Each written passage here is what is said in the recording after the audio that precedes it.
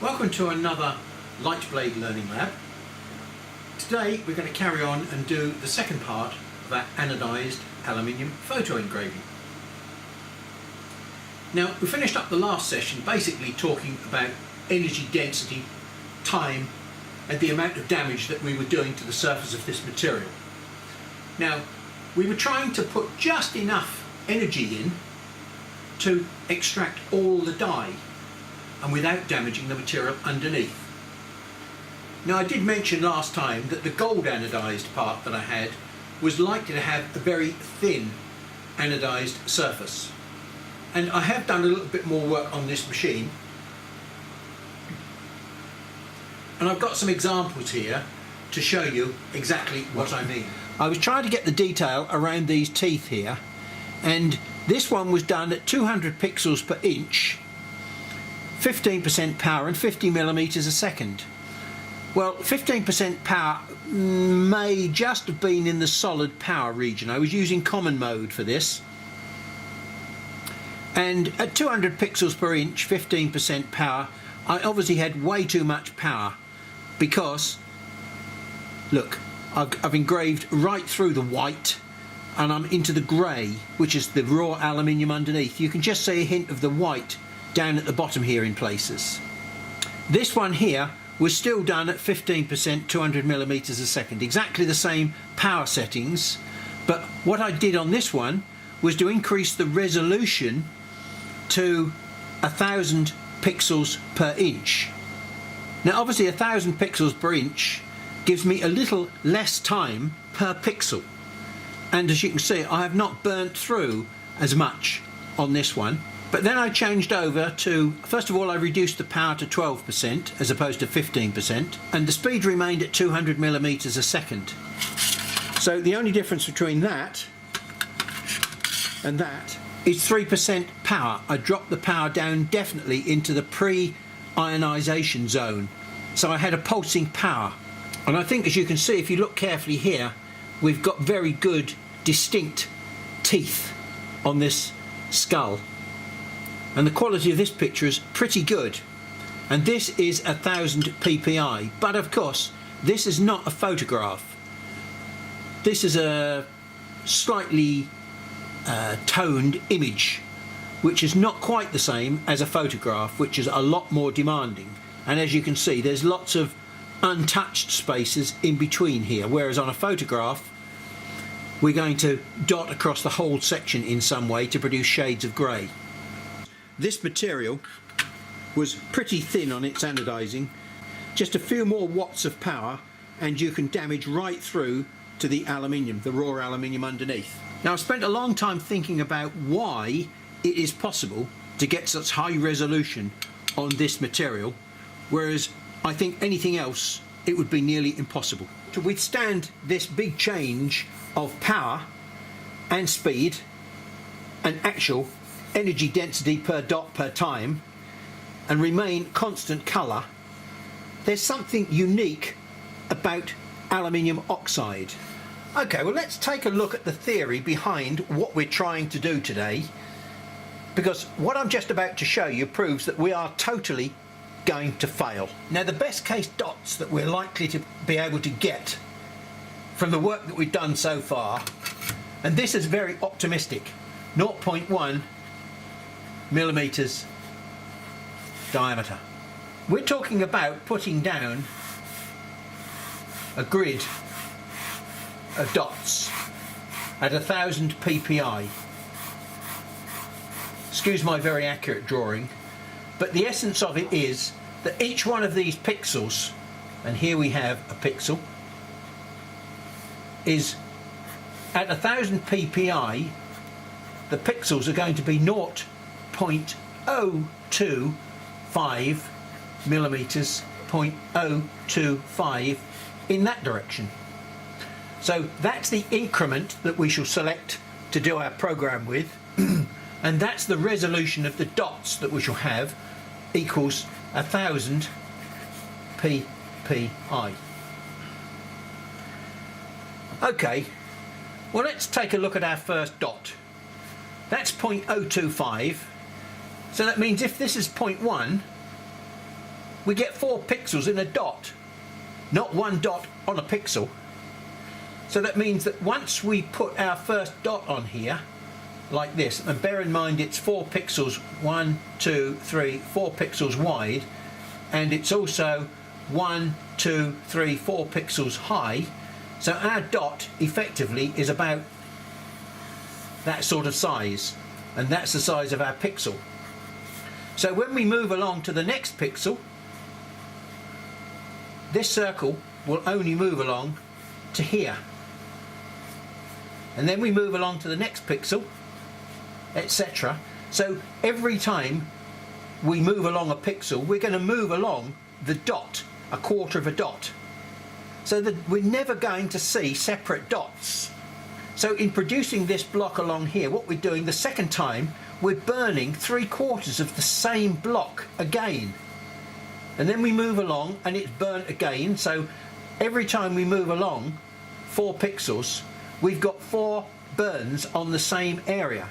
So this 4th pixel along here will be burnt 4 times before we move into clear space. And now we get exactly the same thing happening in this direction as well. So we shall get 4 burns in this direction on that same pixel as we move down. So we're getting a huge amount of over burning.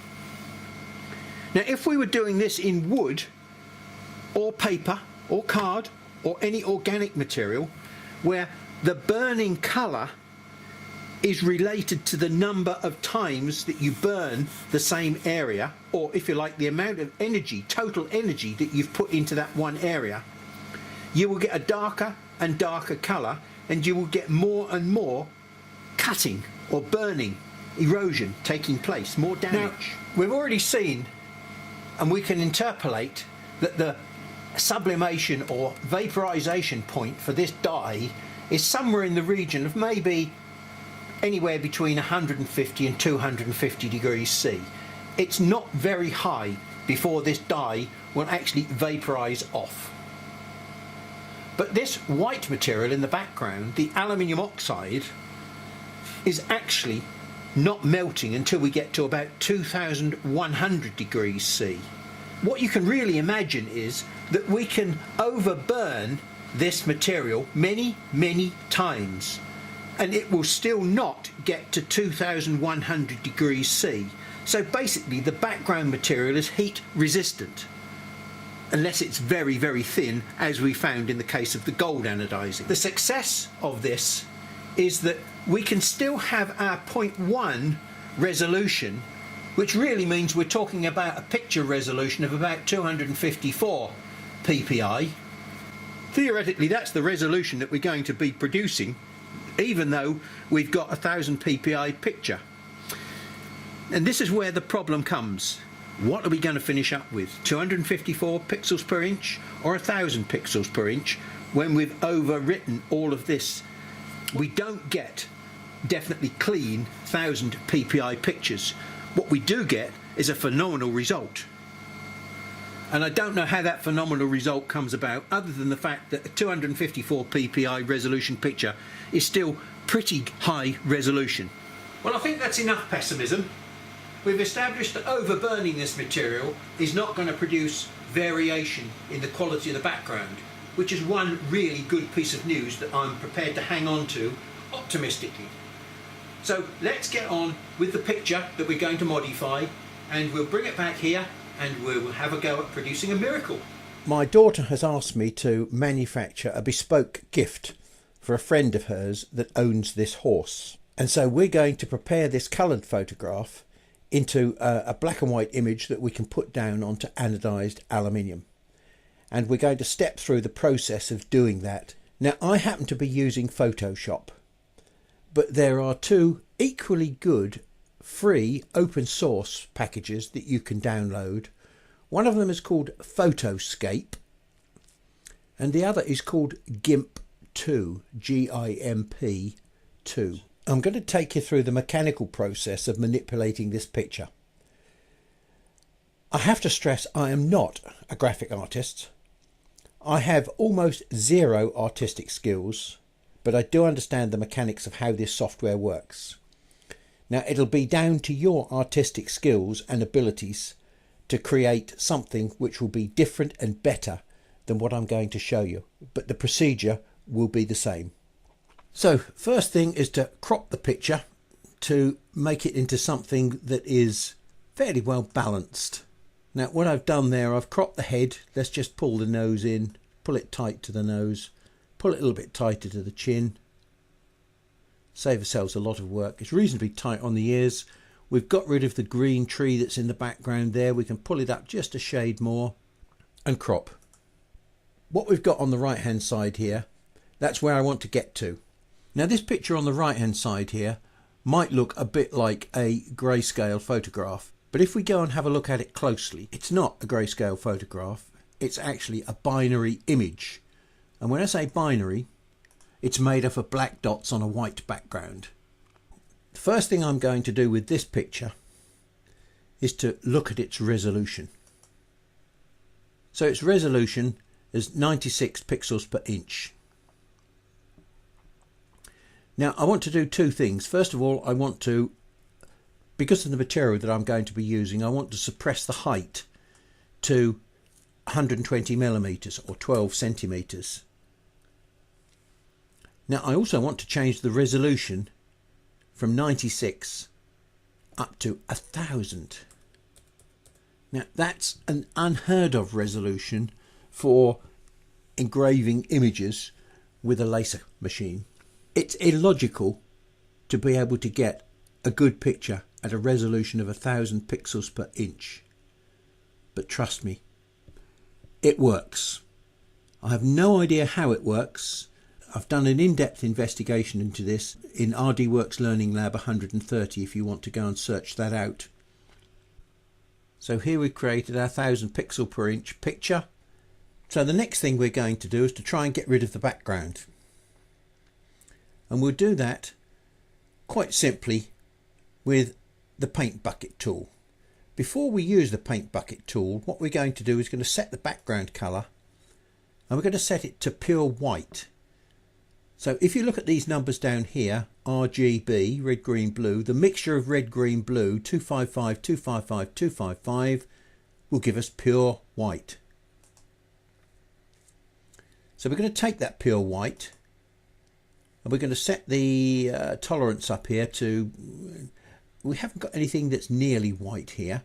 They're all black, grey, brown. Yep, so we can use quite a high tolerance and we can pour the paint white into this background. And there we go, we've removed most of the background. There's a little bit just up here between the ears.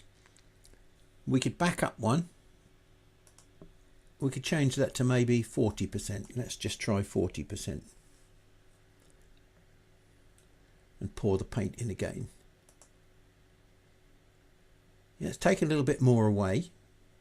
I don't think it's going to affect us at all.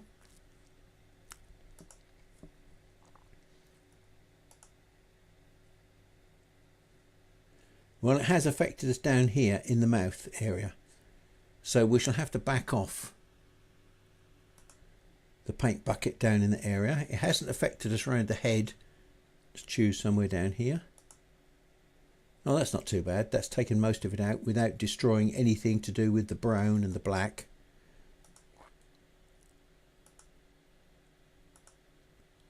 Nope, that's not good. Take that one out. But everything else is okay. Oh, we'll just get rid of that.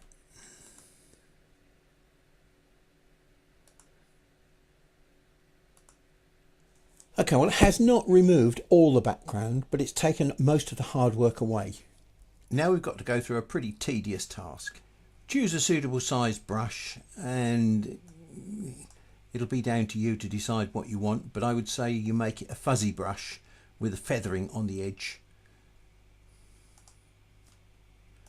And that way you can creep up on the edge and you can fairly accurately decide how much you want to trim off your edges.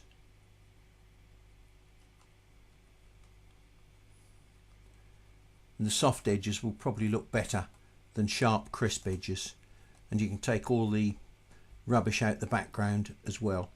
Now I did say that this is going to be quite a tedious task, which I'm going to skip. So I'm going to carry on working with my messy picture, just to demonstrate the various stages that you need to go through. So once you've cleaned up your picture, you need to then go back to the mode. Now different bits of software will describe this differently. In my particular instance, it's pretty simple for me to just call for grayscale, and it says, do I want to discard the color information? Well, obviously I do. And so there we go. As an engineer, it's a pretty flat picture. There isn't much contrast to define the muscle structure. That's going to look very flat as well if we try and print that. And exaggeration is one of the keys to finishing up with a half reasonable picture. So how do we start modifying this picture? Well, we go to image, and there are all sorts of adjustments that you can use. Let me just show you one, for example, brightness and contrast. Now the problem with brightness and contrast is it acts on the whole of the picture in one go. Right, now, yeah, you can fiddle around with it a bit, but it doesn't allow you to go in and manipulate the different levels of grey. Now what do I mean by the different levels of grey? Let's just cancel that and put it back to normal. You'll find that somewhere in your software you'll have another set of figures called levels. So you'll have another adjustment called levels. And if we take a look at levels, what it will tell you is the amount of black and the amount of white in your picture. Now we've got a huge amount of white in this picture, as you can see, and that shows up here. Look, we've got huge amounts of white. Oops. If we want to play with this slider here, for instance, I can achieve much the same sort of result as I can with the brightness and contrast control, but as you can see, it's happening over the whole of the picture. Okay, now at the moment it's not affecting the white, because the white is what it is. It's white. It's not affected by contrast.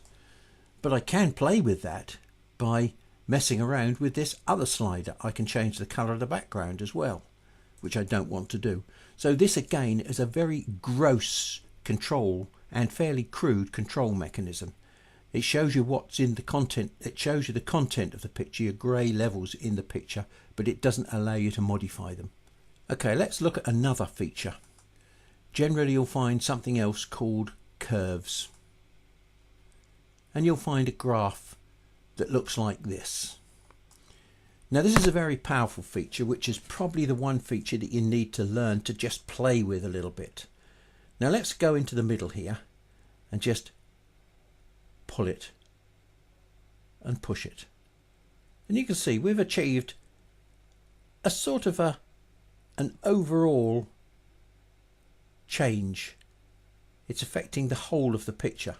And let's now put a little dot down there at the bottom, which, as we look, is the white end of the scale. And let's just manipulate and pull that dot around a little bit now. A lot.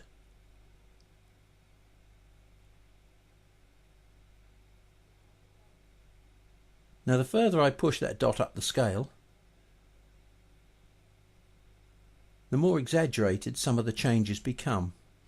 So we don't need huge changes. So let's put it towards the bottom.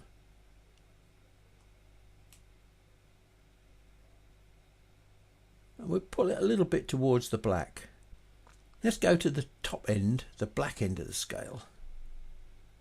And let's take some of the blackness away. One of the areas I'd maybe like you to look at is just here on the neck. You can see these wrinkles, skin wrinkles on the neck. Now that's a good place to look for the way in which you're changing the detail. And there we go. Look, you can see we've all of a sudden, by doing that, we've pulled out those lines on the neck. We've made the face quite light up here now. So can we maybe change it a little bit and put some colour back into the forehead?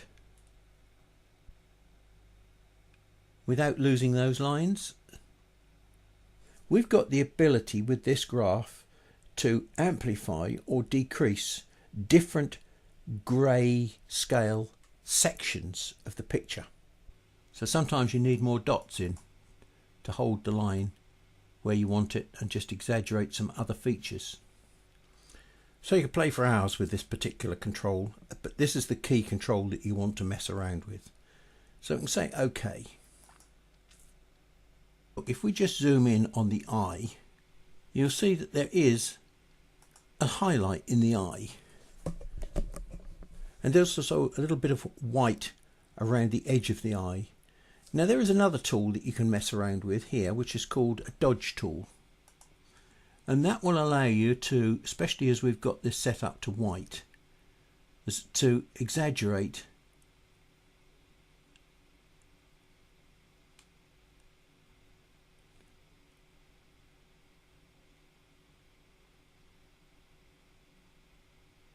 a little bit of highlight in the eye.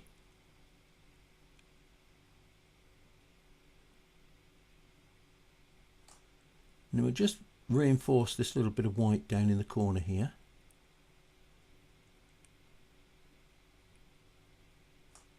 And this little bit of reflection off the eyelid itself. Doesn't have to be too fussy, because we're working at huge magnification here. Then we'll put this back to full view. And there we go. Look, all of a sudden we've created some character in the eye. Now the eyes are one of the most important features in any picture. It's the one thing that people tend to look at first. So concentrate on the quality of the eye. And at this stage, I would say save your work, because the next stage you won't be able to easily undo. You might want to go back and change it. So let's take a look at image again. Mode. We're already working in grayscale, and grayscale is not the same as black and white. If we zoom in on here, you'll see that there aren't any dots, just a gradual transition from one colour grey to another. Okay, let's now do one of the final steps, which is to convert it into a bitmap. We started off with 1000 pixels per inch and we finish up with 1000 pixels per inch. Now the good news is it doesn't look any different, but when we zoom in on it, that's what your horse is now comprised of, just a series of black dots varying in density, and it's the varying density that gives the impression of grayscale. Now at this stage we've got a nice clean picture. I would recommend you do this dithering in your software package rather than in RDWorks. RDWorks can be a bit crude about how it does the dithering. Okay, so let's save that now, and we can now move on to RDWorks and do the next stages. Okay, so we've now imported our picture into RDWorks, and we really don't need to do too much to it here. We need to add a bitmap handle to the file, and we should find that the resolution is already 1000. Normally with your laser cutter you will be burning black marks onto a white or a light background. So whereas normally we would have to burn the black into the picture, we're actually burning the white into the picture. And that means that we need to use this control here, which is invert colour, apply to view. We need to produce a negative. Now it looks rather strange. So when we look at this in the viewer, yeah, it's a little bit exaggerated, but it gives you the correct impression of what we're actually likely to see on the page. So the only thing left to do really is to put a little bit of a frame around this, and we'll do that by putting the lock on to start with. Then we will produce a square. We're currently working on a black layer, so we'll change this to a blue layer to start with, and we'll draw our square well, it's not a square. What we're going to do is line up the top left hand corner and the bottom right hand corner. We'll put handles on our blue square or our blue rectangle, and we'll change it to 110%, 110. We'll take it up by 10% like that. So now I've got a blue frame. Now, to make sure that it looks nice and symmetrical all the way round, we'll just jiggle it with our horizontal and vertical alignment tools, and there we go. You saw it just jiggle into the shape, and so it's nice and symmetrically framed now. And what we're going to do, we're going to make that second layer there a cut layer. Speed of 100, blowing, yes. Processing mode, cut, power. We'll put that up to 40, I think. And 40. Okay.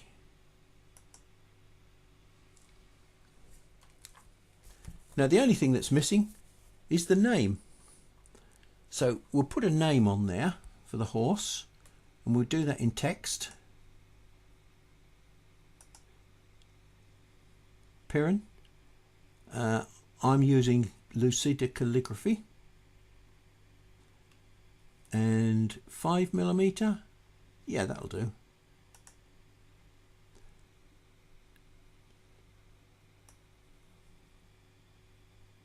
So I'll just pop that at the top there, and we'll change that to a yeah, we'll change that to a red layer, and we'll put that scanned 100mm a second. Sounds good. Blowing, yes. Scan mode, power 40, 100. That should do all right. That should be the same as cutting, so that should produce a nice white piece of text at the top there. And the resolution, 0.1 will be good enough, because we're only producing text. It doesn't matter what that resolution is. Okay, now what we haven't done is set the parameters. Whoops, let's turn that bitmap there. The horse back to black layer. Okay, and we'll promote that to the top. In fact, we'll pull the red down and the blue down.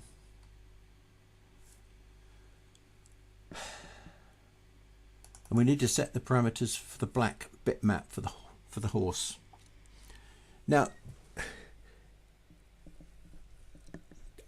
I'm really lost for words here, because we're going to run this at 250mm a second. Now that's unheard of for producing sort of like photo scanning. All experience I've had so far says this is ridiculous. You can't go that fast and produce good dots. But having just recently experimented with this anodized aluminium, yes, you can, under certain special circumstances, which I'm going to describe to you. So 250mm a second, blowing, yes, scanning, power, 50% power. Now that's a horrendous amount of power to produce a small dot. But wait a second, and all will become a little bit clearer. Now what we need to do then is to set the increment, this interval value. And we do that by calculating what the pitch of 1000 pixels per inch is. And the answer to that question is 25.4, which is the number of millimeters in an inch. So it's 25.4 divided by 1000. And the answer to 3 decimal places is 0.025. And that's about as fine a resolution as your machine can achieve. Now the other thing that I've done is I've put the location point down at the bottom, and I've done that by going to config.sys settings, and if you'll notice, look, I've put the starting point for the head at the center of the bottom, and that's just to make it easy to locate the center of the picture on the center of my blank. Close. Now the other thing that you'll notice is I've already got parameters set in here for my scanning reverse interval. Now we've tackled this problem before about lines that do not line up if you run from left to right and right to left. So this is a correction factor which should deal with that problem on this machine. So we could save this program now. Well, it's such a big file, I've had to clear down and reformat the memory in here, and it's taken probably about 20 minutes to load this file into the machine. I've set my material up square to the front edge of the machine, and as you can probably see on here, I've put a mark for the center point. Now it's difficult to line it up with my speed set high as it is, so I'm just going to change the speed to 10 millimeters a second, and all of a sudden it becomes dead simple to perfectly line that up. And then I'll set the origin there and do a frame.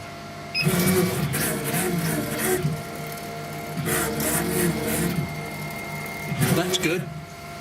250 millimeters a second and 1000 pixels per inch at 40% and 40%.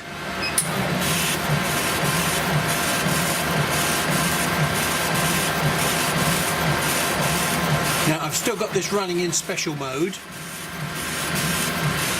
Taking 20 minutes and I'm about halfway through.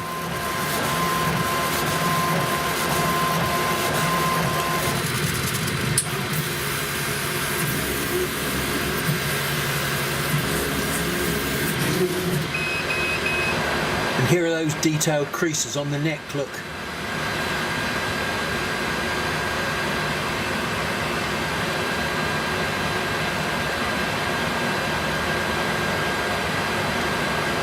And there are those little pieces of white that we worked on the eye. Well, I honestly believe that the quality of this picture is better on this machine than it was on my China Blue machine. I'm not using a 2-inch meniscus lens on this machine. This is a 2-inch plano convex lens, and I'm still getting these fantastic results. So this is the second part of the project. We're going to make a little stand. So I've got some rather nice frosted perspex, which I think probably might look quite nice. The problem is it's a cast acrylic. It's only a small piece, probably only something like about a foot square. But when I measure the four corners, it varies in thickness, anything from 5.3 down to 4.7. So it's going to be quite difficult to make a decision as to exactly what size we're going to make these little pegs here. Well, it's not the pegs, it's the holes that the pegs go into. We'll have to just go and give it a try and see what sort of fit we get. I mean, I intend to glue these in, but on the other hand, if they're a nice snug fit, maybe I'll just push fit them in. Okay, now this is 5mm perspex, so let's just work out what we need. Speed, I think we're probably only going to be cutting this at around about probably 10mm a second, so let's play absolutely safe and go down to about 6mm a second. Cut. Blowing, yes, I'll have blowing, thank you. Power, we'll set it onto maximum, 70%, and that's all we need. Is output, yes. Blowing, yes. Cut, 70/70, good. Okay. Now all we've got to do is order it. Now before we order this, we need to make sure we just group these holes. Shift key down, so we make all those red holes there as a group, and now we can just come up here and we can select the holes to start with. Then we can do that one, then that one, and then finally the outside of the horseshoe, and that's ordered it, and that's how it'll cut. Perfect. Okay, so we'll just save that to a file and we go out to the machine and cut it. Little spacers. Drop the table.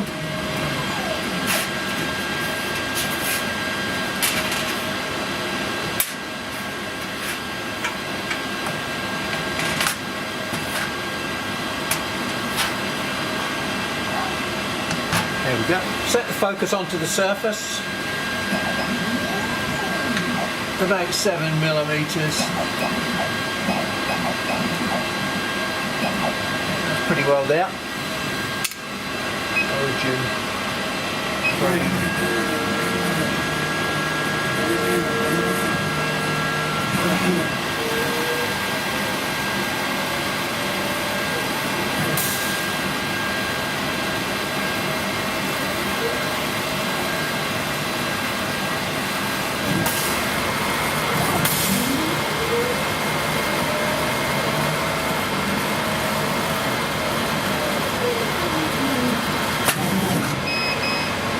Well, there we go. 1, 2. Okay, so let's just have a quick look to see. I think that's at the back. Right. Oh, that one fits it. No, that one's just snug. That one's a bit tight in there. Just swap them over because they're different sizes. That one is a perfect fit in there. And that one's a perfect fit in there. They just don't come out. They're perfect, so I won't even need to glue them in. And then that sits in there.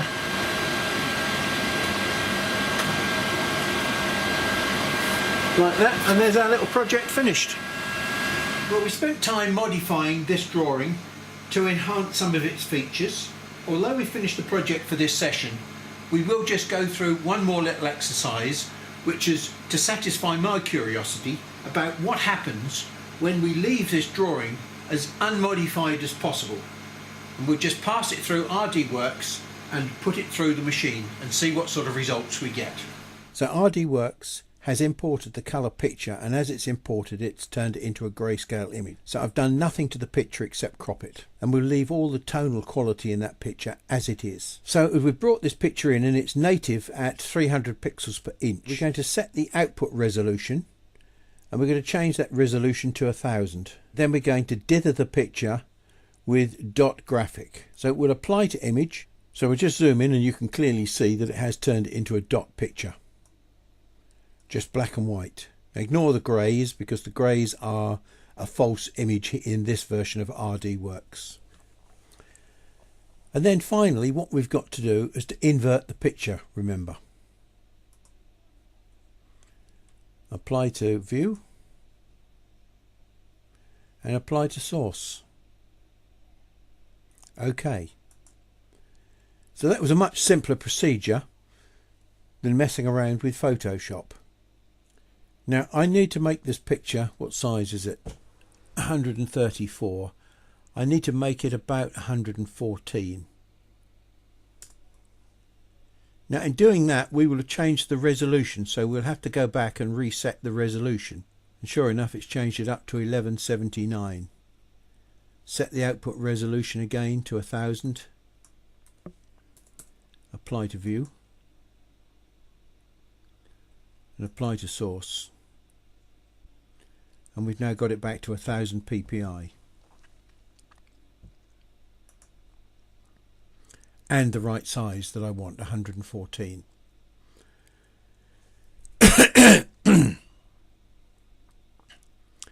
So now I'm going to add another layer, and I'm going to add a frame around here from corner to corner, and we'll just put handles on that.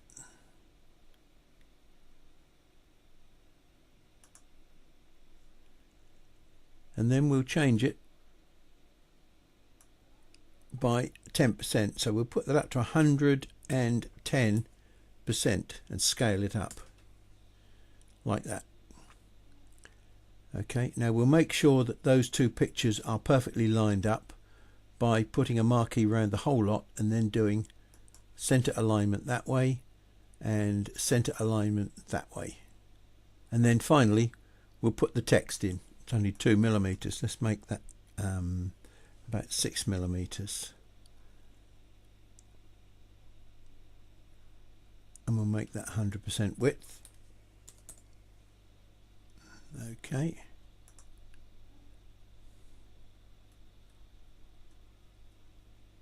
And we'll move that up to the center top there. And we can make sure that that is centered as well by collecting the whole lot and just doing a horizontal, a vertical center like that. There we go, you saw it jiggle. We've got both the frame and the text on the same layer, which we can't have.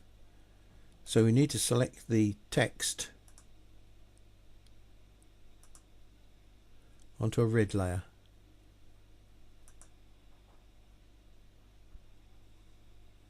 Because the red layer has got to be a scan layer.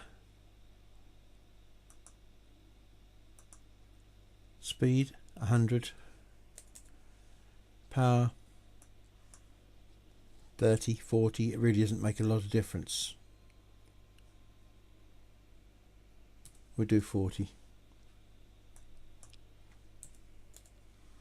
Because the background is white, and remember we can be quite harsh with the background. It's got a lot of temperature resistance and it's not going to change colour. Interval 0.1, that's probably quite good enough. We're not doing the picture, we're just doing a piece of text. And the frame, that needs to be a cut layer, because we just want a single thin line. Speed, again, we'll make that about 100, and power, we'll make that again 30%, maybe 40%.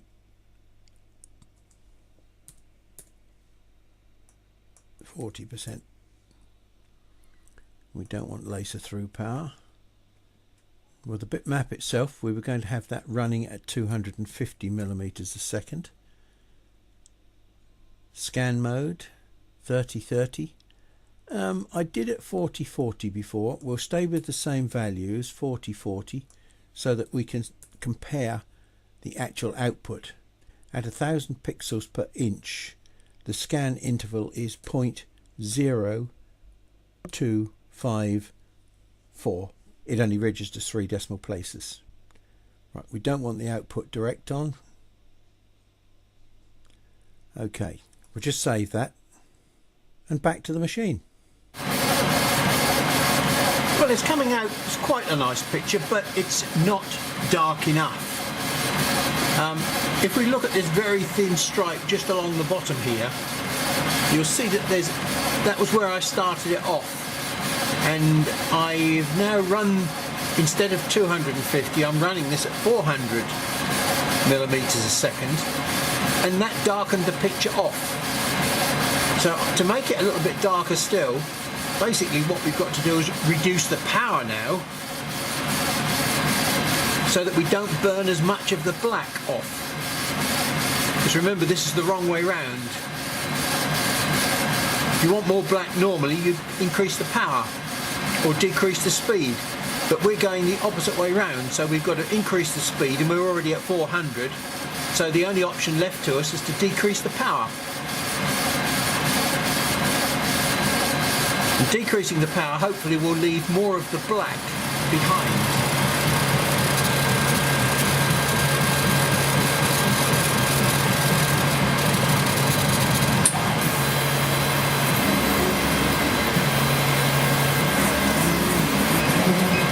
To 420. That's a big change of power. Half the power.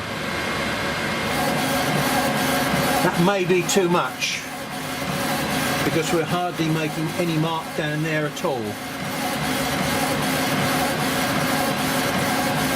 I think that's going to be far too black. So we'll have to go for a compromise, 30. Yeah, that looks quite a lot better. Well, here's a print of the grayscale image that we started off with. Now this one here was done on my China Blue machine with a modified picture. This one was done on here, the light blade machine, with a modified picture. Difference in colour?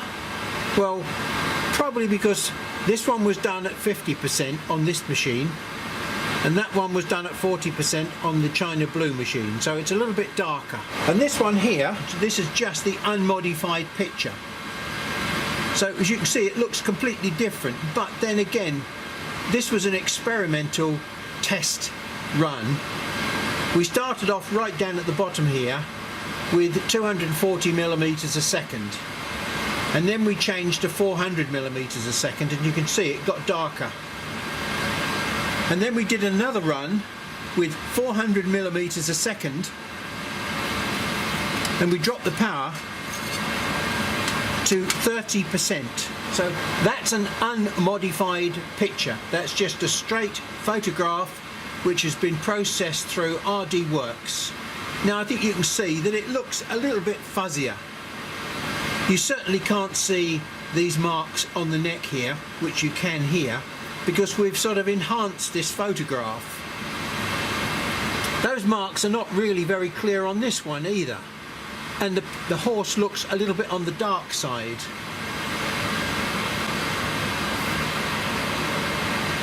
So I still think that this picture here, off of the light blade machine, which has been enhanced, is probably the best image. Well, now you know how to engrave on anodised aluminium. Now, some of you will have taken the basic lesson away from this session, which is how to engrave and the fact that it is possible to engrave. Others of you might have been listening a little bit more carefully and understood why you can engrave on anodised aluminium. And basically that's what I've been trying to do over the past 2 or 3 sessions, trying to explain to you the slightly more technical details about how and why this machine can do some of the marvellous things that it can do.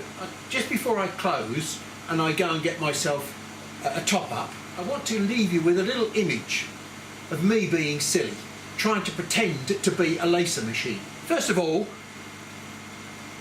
look, there's some instant energy happening. My hand is a laser beam. It contains, when I'm moving it, it contains something called kinetic energy. Don't get in the way, otherwise it will hurt. Don't get in the way of the laser beam or it will hurt. But the question is, why does it hurt? Because here the laser beam is doing nothing, it's completely benign.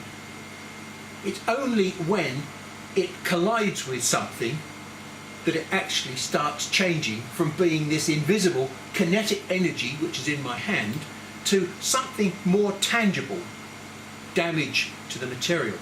Now we talked about damage thresholds and we talked about damage to the material. I'm going to give you a classic demonstration of how my laser beam can damage material. Now here I've got a piece of perspex. It's an old scrap piece of perspex, and here I've put a metal plate on the corner of the machine here, and I'm going to reenact a scene from the Karate Kid. Well, actually not true. I'm more of a karate fossil, and the reason why they scream "Yeah!" before they hit something is so that you don't think they're a wimp when they scream afterwards. Well, I'm afraid I'm not a proper karate expert, so... Oh! Yeah, and that did hurt. But 2 things have happened. First of all, I didn't exceed the damage threshold for this material because I've done no damage to that. The only thing I did was hurt myself. But as I collided with that piece of material, not only did I feel the pain, but there was a small amount of heat energy that went into that surface there as I disrupted the surface of the material and wobbled some of the atoms and made them vibrate a little bit faster. Now, okay, so I can't do a lot of damage with my laser beam. You know, it doesn't exactly travel at the speed of light. But hang on, I can amplify it. The same amount of energy coming from my hand, working through, I know it looks like a hammer, but really this is a lens. And look, exactly the same amount of energy. Well, it'll certainly damage the material, and the only thing that's happened is I've concentrated the energy. And so the same amount of energy has been focused to do damage to a material that will no longer withstand the energy density that I've put into it. And that's what the whole principle of this machine is about. Light energy being converted into something that can do damage to this material. Now, it cannot produce mechanical damage like I'm doing here. It converts into heat and produces heat damage. So that's all we can do with this machine, produce damage by creating heat. And that's what these last two sessions have been all about, as we've seen heat damage to wood or an organic material, and we've also seen heat damage to anodised aluminium. And on previous occasions we've looked at the damage caused when the heat has been absorbed by a chemical on the surface and has produced a chemical reaction with the surface underneath. So all of these different material damage mechanisms are to do with heat. And in this next session we should be looking at the damage that we can cause by heating mineral materials. Well, I'm off to get a top up and also to get the damage to my hand repaired. So I'll see you in the next session.